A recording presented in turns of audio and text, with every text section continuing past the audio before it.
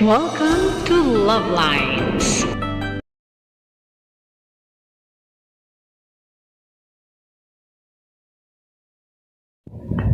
Good morning Philippines, hello world, araw ng linggo kaya tara simba tayo. Sunday morning. Uy, ang cute ng doggy. Huh?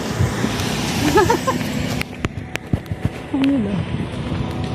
It's 11, tama ba ako? 11 Sunday in ordinary time. Year na Sabado, ano yun? Sacred Heart. Sabado, Immaculate Heart of Mary. Ngayon, ordinary Sunday. Uy! Hindi ako nag-shade. Mag-shade nga ako maya-maya. Maaraw. Kaya ako ay nakapayong. Okay. Yan. O, diba? Ang aking ano, no? OTD for the day, the usual. Ang aking black shoes. Black socks. Tapos, dahil sleeveless itong damit ko, kailangan ko magpamatong. Para hindi kita yung balikat. Dahil hindi kaaya-aya sa loob ng simbahan.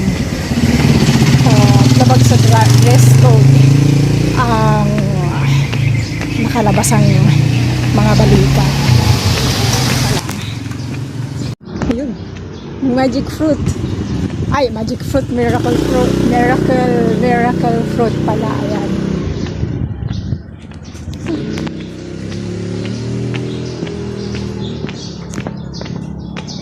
Ang ganong mga halaman. Bugambilya. Ay, hindi siya bugambilya. Ano yung halaman? May pink na flowers. Anyway. Oops. Gumamela.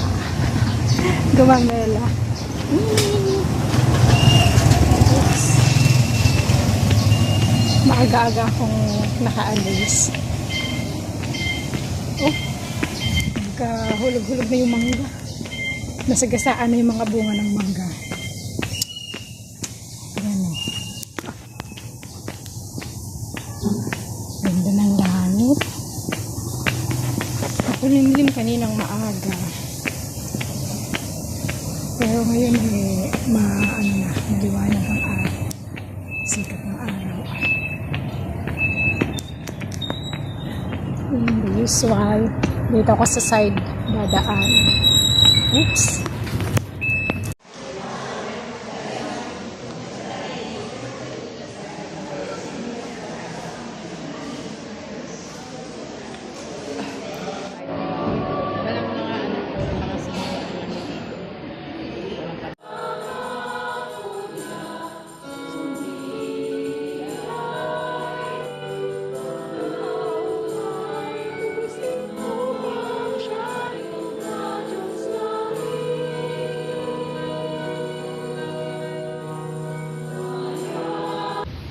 Pagbasa mula sa aklat ng Exodo. Pagbasa mula sa sulat ni Apostol San Pablo sa mga taga-Roma. Isang napakalakas na ipon ang dumating sa Mindanao. malaking bahagi ng Mindanao.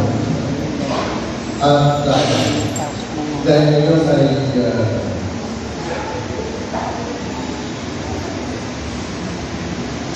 maraming mga CCTV sa iba't ibang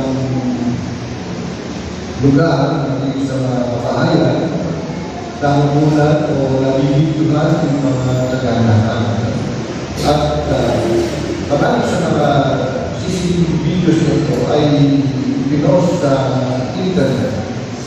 At siguro, napanood na ang sa mga ito. At isa sa mga dahil ng CCTV video ay isang sala, isang bahay, ordinaryong bahay. Dito, may paglalagay na yung sala at kusina ng bahay ay kabis-isan lang. Sa video na ito, nakita kayo isang matandang babae na nakaupo sa harap ng mesa. At sa tabi niya, o malapit sa kanya ay isang batang babae Nang magsimula yung Domingo, lumabas yung nanay ng bata. At dahil binibig palabas ng bata. At nung palakas na yung linggo, yung lamesa tumako at kasama yung mga nagpapala. At yung mga kasatapan, yung mga refrigerator, nagkalaman, nawala sa kanila nilang magulang. Ayun, kapag may mga ganyang posting sa internet, may mga komento yung mga netizens. At saan sabi yung mga komento? Pero komento, napakawalang yan ng nanay. Bakit ko talagang bibigit palabas? Ginawa ng matanda. Hinayaan nakahangulisay sa sahig. Ayun. Sabi naman sa siguro hindi niya nanay talaga. Yan na siguro. Dito sa so, meron ang mga implication na siguro yung typical na paglalarawan hindi makasundo yung diyanan. Kaya nung mangyari yun, hindi siya inilabas. Pero nagtanggol sa nanay, siyempre, nanay yun eh. Ang una niyang lilistas yung anak ng pamilya. Pero okay lang yun kasi at least matanda na yun. Pero okay na. At kasi yung bata, ang bata ka yun. She has many ways to live. So, iba-iba yung komento ng mga netizens. Ayun. Pero naman, very level-headed. Madali kayo magsalita ng ganyan kasi hindi kayo yung nasa sitwasyon. Pero kung kayo yung nasa sitwasyon, siguro, magiging napakayang kayo sa inyo na Pilipino. Sino ba yung unang Pilipinas? Di ba yung mga ganyan mong tama? Di ba ba? Lulubog yung barko. Tatlo na lang yung pasahero. Ikaw lang ang marunong lumangoy. Sino sa dalawang kasama ng unang Pilipinas? May mga ganyan mahirap na sitwasyon. Kailangan tayo mamili sino ang unang Pilipinas mo. Sino yung iiwan mo. Ang Pilipinas madalas nagtatawag ng mga natural na kalandanan. Yan ang tinatawag natin force majeure o action ka. Kamakailan na naging paksa ng pagkatalo. Ano ba talaga yung ibig sabihin ng force majeure? Kasi itong si Robin Padilla, gusto ko gawin yung kahulugan ng force majeure. Gusto ni Robin Padilla, sama sa kahulugan ng force majeure, magiging mga bagay na pwede namang maiwasan o makukulong ng tao. Halimbawa, yung plano ng scandal, yung plano ng corruption, hindi naman papigilan nila ng tao kung gusto nila ng tao. Pero pagka siya ng force majeure, action ka, wala tayong control. Kapag ka-action ka, yung mga posibleng maging kaganapan, tayo nagawa natin ipagsaal-aral ang buhay natin sa Diyos. Yan ang ibig sabihin, ang buhay natin ay nasa kamay ng Diyos. We can all pray to God. Kung paano yung mga tao sa gitna ng mataas sa libasyon, oh God, help us. Kasi wala, ikaw makatulong sa kanila. Hindi lang Diyos. Ayun, dapat ito bilang Panginoon ng ating pumili may mundo dahil sa ibang kayo natin, nakita ni Jesus ang napakaraming tao at naharap siya sa kanyang nakita. Kaya tulad ni Jesus ang mga tao na parang upang walang pastor dito at kubayunan. Kaya ikinumpara niya ang dami ng tao sa isang anib. At nasabi niya, sanalangin kayo sa may aking ng anib na magpadala ng maraming magdadala para sa pagkakaan. Kasunod nito, pinangalanan o pinili niya ang kanyang 12 apostol. At binigyan sila ng kapangyarihan, pagpalalis ng mga demonyo, at magpagaling ng iba't ibang karamdaman. So, limpahan ng ating Ebanghelyo. Dahil natin sinabi ni Jesus, yamang tumanggap kayo ng walang bayad, magbigay naman kayo ng walang bayad. Madalas natin parinig yung salitang ibigay. Kapag ka ang isang negosyo sa isang lugar ay matagumpay. Yung may-ari ng negosyo, mayroon sa tao ng giving na celebration. Gusto yan sa Amerika. Yung mga restaurants, yung mga stores, gumagawa sila ng giving back activities. Ibig sabihin, mga charity work sa community at sa mga nangangailangan. Kumbaga, that's a way of showing their gratitude for their successful enterprises. So, ito yung sinasabi ni Jesus. Ang lahat ng mga kaloob na tinutupad ninyo ng walang bayad mula sa Diyos ay dapat na ibalik sa Kanya, hindi sa pamamagitan ng Diyos, hindi sa pamamagitan ng ibang tao. We give back to God through our brothers and sisters, especially those who need.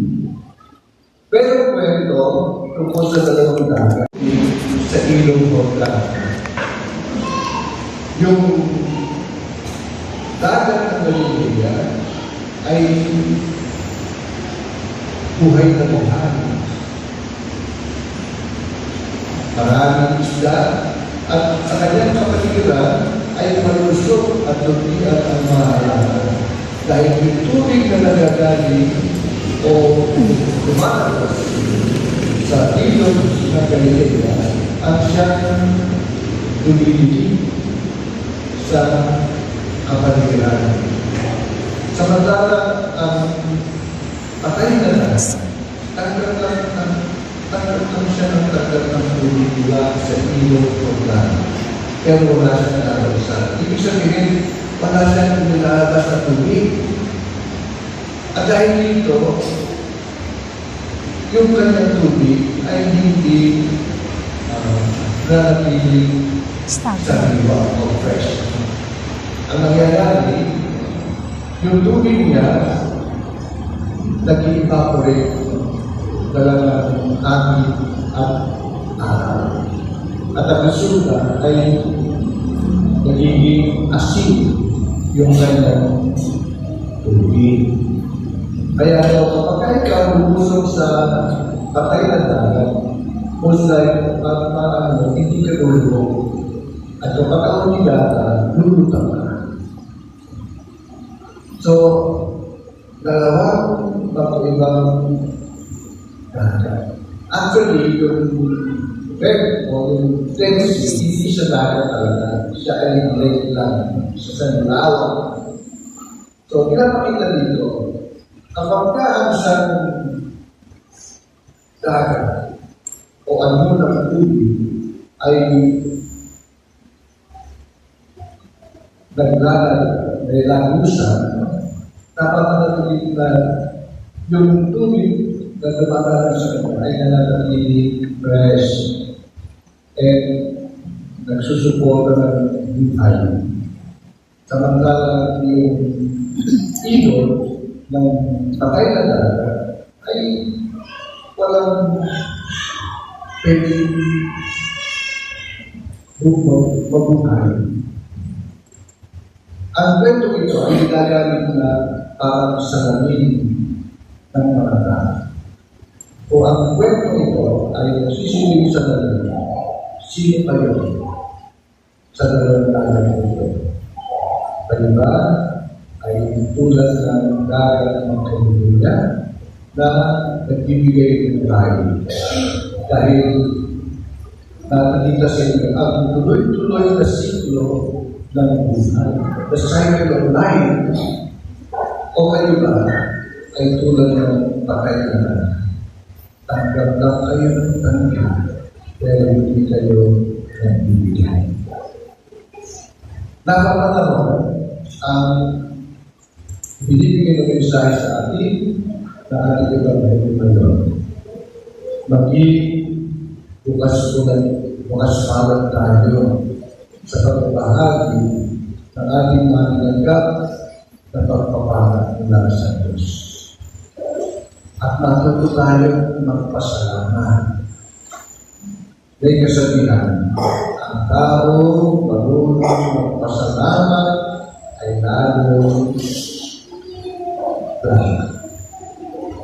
lalo pinagpapala.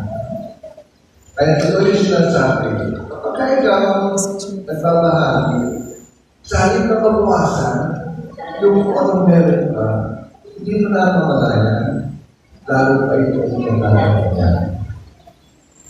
That is the way God works. Kaya't maging mga daluyan tayo ng mga biyaya ng Diyos. Kung paano ang tubig ng Galilea ay tumahalo palabas at nagbibigay buhay sa iba't ibang likha. Sa ngalan ng Ama at ng Anak at ng Espiritu. Ini-screenshot ko lang.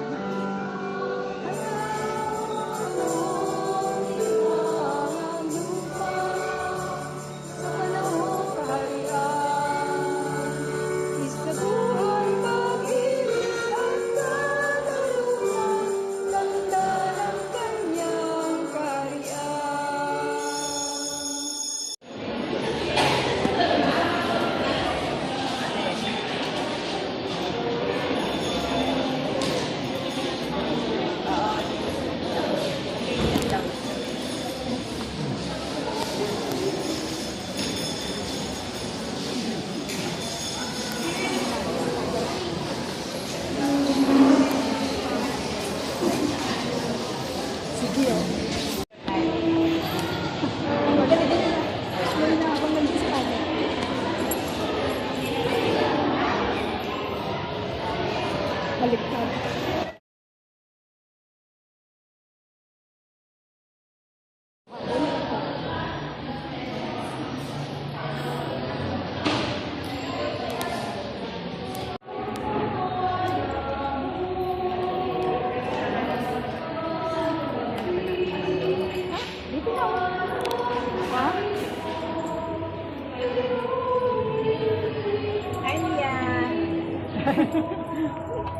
Sister, oh. Yeah, magkasama kami ni Mama. Ito lang. Oh. Ay, ano ba yan? Nasaan ako? Meron tayong picture. Oh, sabihin mo, bebe. Hello, bebe. Hello, Nia. Simpa ka naman sa linggo. dito ka daw magsimba. Oo, simpa ka naman. O, miss na kita. Kailan mo tayo magkikita?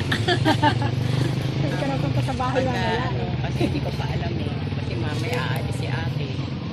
Siyempre, di pa tatlo. Okay. Solo lang ako Solo lang ako maglalakad pa uwi dahil sila Blind Junior ay nandoon sa terrace yata sila magsisimba. So, dapat yata talaga na tinatamad ako magbitbit ng ano eh. Tinatamad ako magbitbit kasi ng monopod, tripod. Okay. Word for the day. Kinuha ko yung buong sermon ni Father eh. Maganda. Hindi pala buo, merong cut. Word for the day, ano kaya? Maging ano yung ano niya, yung magbigay ka, tumanggap ka ng walang bayad. Magbigay ka ng walang bayad. Yun yung sa huling sinabi ng Panginoon doon sa Ebanghelyo. Sa second reading, naka-enumerate yung 12 apostles. Sa first reading, ano nga ba yun? Kalimutan ko. Ayun, sa yung nung sinabi yung ng Panginoon sa yung Egyptian, yung mga tao na pinalaya ng Panginoon sa atin mula sa Egypto. Okay, ang main ng topic ng sermon ni Father, yung kanyang homilia, kinuwento niya yung tungkol sa sa naging pangalan nito, yung naging kalamidad, lindol doon sa banda ng Mindanao, isang pagdidesisyon, hindi mo alam kumbaga yung nanay o anak. So depend, mahirap mag-decide, mahirap mamili, di ba? So pag nasa punto ka na kailangan mamili, mahirap yun eh. Anak ba o yung nanay? Ganon. Kasi yun sa kinuwento niyang video. So, sa lahat ng pagdedesisyon, desisyon natin, hingi natin yung liwanag ng Espiritu Santo. Talaga. Bigyan tayo ng wisdom. Tapos, and yung pastol, pangalan nito, sabi nga yung unang part ng Ebanghelyo, yung napakarami ng aanihin, konti ang mga ani, humingi ng dagdag na mga ani. And then, gaya din sa pangalan nito, sa pastol, napakarami, para silang naliligaw na, yung mga naliligaw na tupa, na ilang nila ng pastol. Parang gano'n. So, kaya binigyan niya ng assignment yung mga disipulo na happy birthday, Eddie! Eddie Royce Beronggoy po.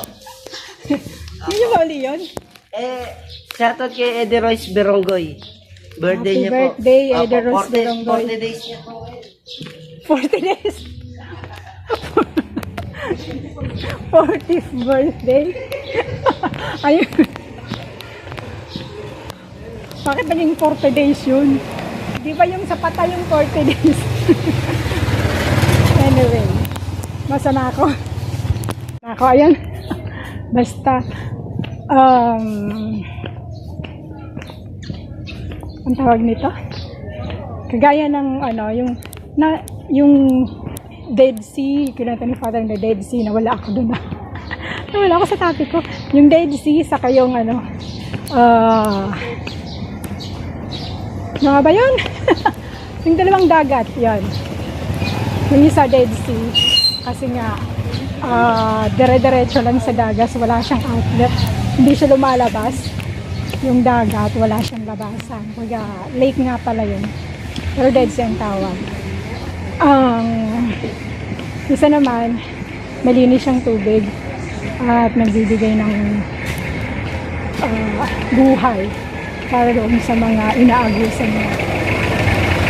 So, yung inahalimbawa yung dalawang dagat na yun, isang nagbibigay buhay, isang naman ipatay. Kasi parang sa atin,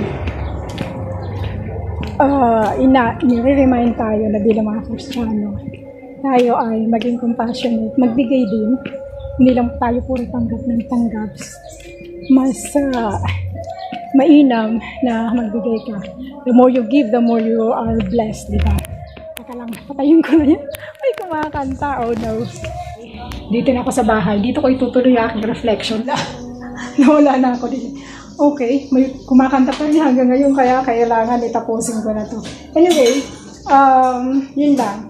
So, magbigay. So, ang atin, be compassionate, tumulong, magbigay. Kasi habang nagbibigay ka, the more nagbibigyan ka na, ibibigay. Huwag ka namang, huwag kang maging marami. In all aspects. So, huwag kang magaya-gaya doon sa isang tubig na stagnant, hindi na bless sa iba. Kagaya sa puno Yung puno daw, habang namimigay ka, may-ari ka ng isang puno na namumunga. Habang namimigay ka, mas lalong namumunga yung puno na yon. Para pag madamot ka, nagiging madamot din yung puno. Kaya kagaya sa mangga, parang gano'n, no? So, bagay katulad sa atin, because God is love. When you love, you give. The more you love, the more you give. Yung pagmamahal, di ba? Pag nagmamahal ka, hindi ka tatanggap. Kung ikaw mismo ang nagbibigay, that's God. And that's love. God, because God is love. Pinagtitin ng kasarili ko. Anyway, shout out to my Super Love Stars, to the Moon family, Abs family, and Snow family. Thank you so much, Lucci and Retro, for staying in the galaxy of Super Love Stars. Hindi na galaxy, dalawang star na lang. Thank you for for the continued support. Thank you for staying as the Love Lines member. Maraming salamat, everyone. God bless you all. Happy Sunday. And don't forget, God loves you and your God's beautiful creation. That's all. Mama. Pahabol pala. Salamat din. Thank you for my viewers, subscribers, and to all my family and everyone. Stay safe. Pray for each other pala. Let's pray for each other, for the good of each other. Bless each other. God bless. Mama. So that's all for now. Thank you so much for watching. Once again, this is Love Lines. Have a good day and God bless.